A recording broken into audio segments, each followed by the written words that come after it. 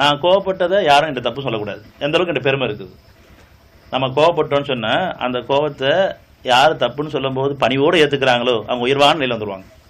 ஏன்னு சொன்னால் தன்னை பற்றி தான் உணராத நிலையில் மற்றவங்க அவங்களுக்கு உணர்த்தும் போது பணியோடு ஏற்றக்கூடிய மனநிலை இருக்கும். ஆனால் நீ எப்படி நான் கோவப்படுறதை தப்புன்னு சொல்லலான்ற அந்த பெருமை இருக்கும் பொழுது நம்ம இன்னும் தாழ்ந்துலாயிடுவோம். அந்த உதவியாக நம்ம மேலே போயிடுவாங்க, நம்ம தாழ்ந்துலாயிடுவோம். பணிவுடைய இல்லைங்கிற இறைவனுக்குரியது. பணிவு தான் முக்கியம். சத்தியத்துக்கு பணிஞ்சிருங்க.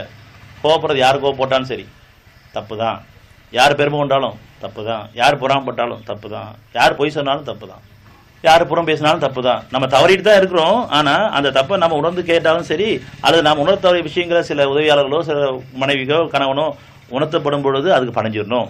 அதை நியாயப்படுத்தக்கூடாது. நம்ம எல்லாத்தையும் நியாயப்படுத்திய குணம் தான் இருக்குது, இன்னும் பணியலை.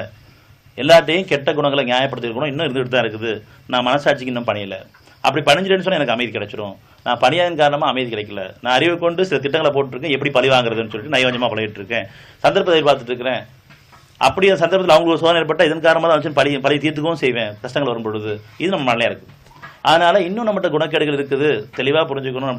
நம்முடைய மனசு என்ன பேசும் அறியறான். அந்த பெருமையான குணங்கள் தான் அசுத்தமாக செய்து நம்ம எல்லாத்தையும் பெருமை இருக்க தான் செய்யுது. இல்லைன்னு யாரும் சொல்கிறதுக்கு இல்லை. அதே மாதிரி பொறாமையும் இருக்க தான் செய்யுது. அவசரமும் கோபங்களும் குரோதங்களும் இல்லாமல் இல்லை. உணர தவறிட்டோம். உணர்வில் வாழும்பொழுது தெளிவு கிடைக்கும். உணர்ச்சியில் இருக்கும்போது அதை நியாயப்படுத்தவும் செய்வோம்.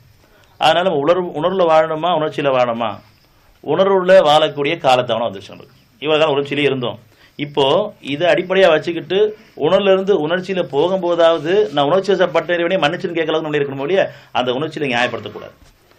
அந்த உணர்ச்சியிலேயே நம்மளுடைய பயணம் இருக்கும் பொழுது அதனால் பாதிக்கப்படுவேன். அப்போ இறைவன் கஷ்டத்தை கொடுத்தோன்னு சொல்லாதீங்க. என்னை உணர்ச்சியின் காரணமாக என் மனசு நொந்து வெந்து போச்சுன்னு சொல்கிற அளவுக்கு நான் பாதிக்கப்பட்டிருக்கேன். என் உடம்பே எனக்கு பாரமாயிருது. நம்ம எல்லாருமே அப்படி தான் இருக்குது. என்னுடைய அசைவுகள் அசைக்க முடியல. நான் பாதிக்கப்பட்டிருக்கேன்.